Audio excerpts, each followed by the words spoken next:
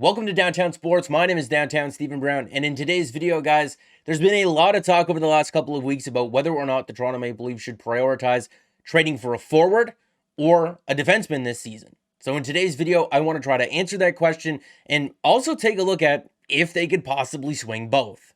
If we're comparing the Maple Leafs at 5-on-5 to other teams around the NHL, using several different stat categories like shot attempts, the actual shots, the actual goals, expected goals, scoring chances, high danger shot attempts, and then just save percentage and shooting percentage, the Maple Leafs are about equal offensively and defensively so far this year.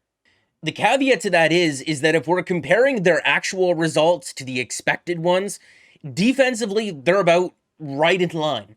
But if you're looking at their offensive numbers so far this year, there's quite a discrepancy in terms of the quantity and quality of scoring opportunities that they've produced compared to the actual goals that they've scored. The Maple Leafs are 26th in the NHL in 5-on-5 shooting percentage. Most games, it feels like if they're not getting at least one or two on the power play, if their big guns aren't getting the bounces to go their way, they just don't really score. And that low shooting percentage could be for a couple of different reasons. If we're looking at the Maple Leafs and their bottom six this season, that's not necessarily the most offensively talented group. But I feel like most of their regression to the mean is going to come from Austin Matthews just getting more bounces to go his way, because there's no way that the guy who scored 60 goals last season is going to continue to shoot 3.7% at 5-on-5 when he's leading the NHL in terms of individual scoring chances for.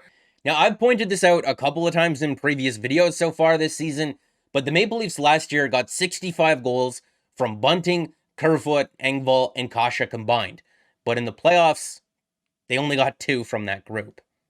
And that's been a bit of a similar case for the Maple Leafs in the playoffs the last couple of seasons, where either all of their goals are coming from their depth players, or all of them are coming from the top-end guys on this roster. So with the defense being kind of just average when you're comparing it to other playoff teams, and the offense struggling the last couple of seasons in the playoffs, there's definitely a case to be made that the Maple Leafs need to acquire at least one of each, a forward and a defenseman this season, to really bolster their team. So before we start arguing about which one they should prioritize, is it possible for them to acquire both? I don't know. Let's take a look.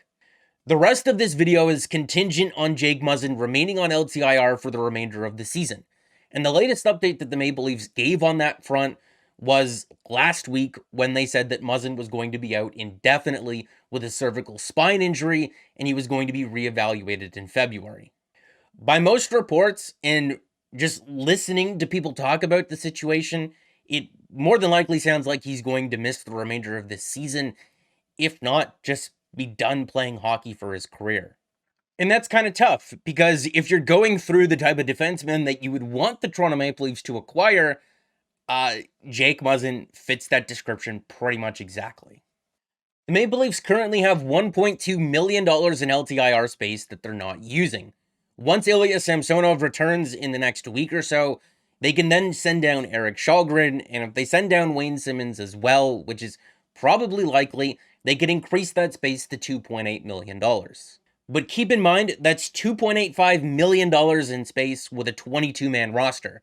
If you're upgrading on what you already have, you're more than likely either sending more players down or including players on your roster already in the trade to begin with.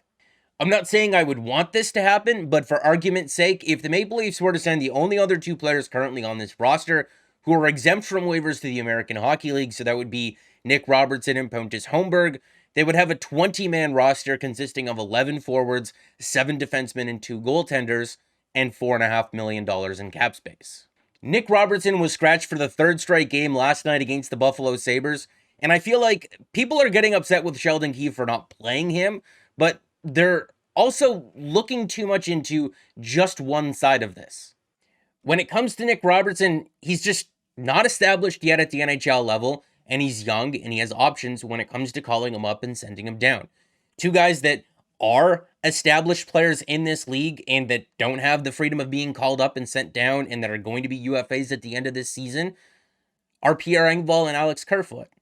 Kerfoot makes $3.5 million, and Pierre Engvall makes $2.25 million Them to both just have 4 points at 5-on-5, and for Kerfoot to have 0 goals, it's just not good enough. And yes, Calle Jarnkrok is right there with those guys, but he kind of just got here. And he scored last night against the Buffalo Sabres. I feel like whenever I look at the lineup, he's sort of just playing on the leftovers line.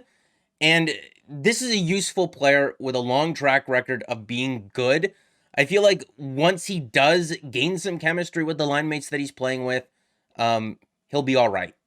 I don't think that the Maple Leafs are going to re-sign either of these players anyway, and because both of them are underperforming, I think one of them eventually gets traded before the end of this year. And I think the Maple Leafs just like Alex Kerfoot and his versatility way too much for him to be the guy that gets traded in this scenario. I think it's going to be Pierre Engvall.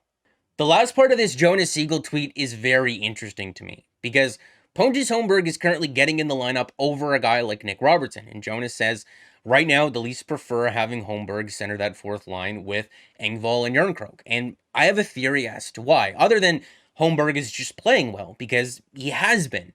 What if they're giving him this audition here to play in this two-way kind of role? Because if he succeeds in it, then it just makes it easier to trade Engvall. Because if they were to trade Pierre Engvall, that would give them another $2.25 million to work with, and that would bump them up to $5.1 million in cap space with a 21-man roster. If you add in the possibility of getting salary retention, the Maple Leafs could have over $10 million to work with at this year's deadline. And if that's not enough money to go out there and get the guys that you want or they want to acquire, you can add in the possibility of getting double salary retention, which they've done in the past. At that point, if you want to acquire both a forward and a defenseman, it would be very doable. The question then shifts from do they have the cap space to do it to do they have the assets to pull off multiple trades? The exercise of going through players that I would want the Maple Leafs to trade for is kind of pointless at this time in the year because we just don't know who the eventual sellers may be. There's still 4 or 5 months before the trade deadline. But the one thing that we can do is look at the type of player that I would like to see them acquire and then maybe see if we can find a match later on down the road. Because if we're looking at the type of defenseman that I would want the Maple Leafs to acquire, well, they're second in the NHL right now in terms of defensive zone giveaways. So the type of D-man that I would want them to acquire would ideally be good at getting the puck out of his own zone. Sheldon Keefe talked about this a couple of weeks ago, and he said that their issues stem from the defense struggling to make a clean first pass, and that that's not on the forwards, and that changing the D pairs probably won't solve the issue. Now, to start the season, they did have Rasmus Sandin playing on his offside for the first time. Morgan Rielly kind of struggled. There was no Timothy Liljegren there as well. Justin Hall was also a new level of bad. I do believe that the guys on the team can just be better. But at the same time, the question then becomes how much better and would it be enough? Sheldon sure does seem to believe that a trade needs to be made. And just really quickly here, to give the Maple Leafs forecheck some credit here, they have forced the 5th most defensive zone turnovers in the NHL so far this year, and the 2nd most defensive zone giveaways. They're a very hard forechecking team, and it's effective. In terms of that forward spot, between now and the deadline, you have Nick Robertson on your team. You need to be giving him every opportunity you can, because this is a guy who's scored at every level that he's played at so far in his career, and if he can be part of that solution, all it means is that you have more assets to focus elsewhere on your roster. If Nick Robertson can't be part of the solution right now, then I think you're kind of forced to explore the trade market, because you will get a look at Matthew Knies at some point this year, but it won't be until after the deadline. But he's another guy that you could throw into the equation. He's having a really good year at the University of Minnesota, and he plays that power forward type of game. Can he be part of the solution? I don't know. We're going to have to wait and see. The most frustrating thing about him not getting into the lineup at this part of the season is that we saw how much Timothy Liljegren improved from the start of last season to about the midway point of the year. I feel like if they just gave Robertson the playing time and let him work through it, that he's too talented of a guy. He works way too hard to not see that improvement in his game. If Nick Robertson can't be part of the solution right now, then I think you're kind of forced to explore the trade market, because you will get a look at Matthew Knies at some point this year, but it won't be until after the deadline. But He's another guy that you could throw into the equation. He's having a really good year at the University of Minnesota, and he plays that power forward type of game. You know, can he be part of the solution? I don't know. We're going to have to wait and see. For how miserable that month of October was for the Toronto Maple Leafs, they do currently find themselves tied for fourth in the NHL, and they have points in 9 of their last 10 games. Ilya Samsonov and Matt Murray have exceeded all expectations to start this season. Samsonov should be back in a couple of weeks. And the Leafs are fourth in the NHL in 5-on-5 save percentage after finishing 27th last year. William Nylander and John Tavares are on pace for over 40 goals this season. Mitch Marner's on pace for close to 100 points.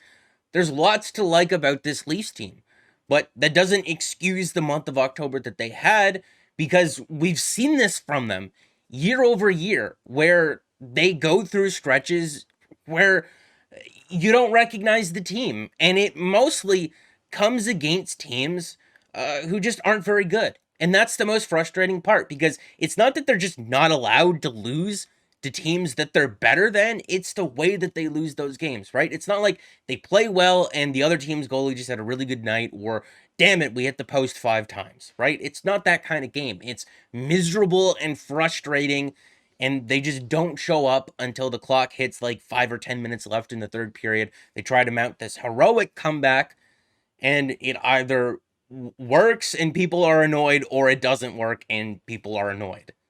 At least now when I look at the team, you know, you can pick out 1 or 2 things that you maybe don't like about it, and because you know what the problem is, that means you should be able to fix it. I mean, ideally anyway, but before, in that month of October, I wouldn't even know where to start. Whether or not the Maple Leafs will have cap space to work with at this year's trade deadline, like we said and showed earlier in the video, is going to be completely contingent on Muzzin remaining on LTIR for the rest of the regular season. And by all indications and reports, it sounds like that's going to be the case. And that sucks, because if you look at the type of player that would fit really nicely on this roster, it's Jake Muzzin.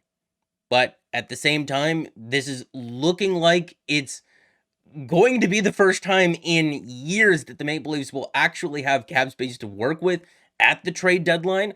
So then the question shifts from, can they afford to make this trade, to do they have the assets to make this trade, and are they willing to part ways with them?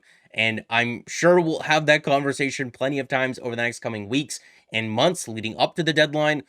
But for now, that's going to be it for the video, guys. Make sure to like it if you did like it, and subscribe for more, because more is always on the way. And guys, I'll see you again in the next one.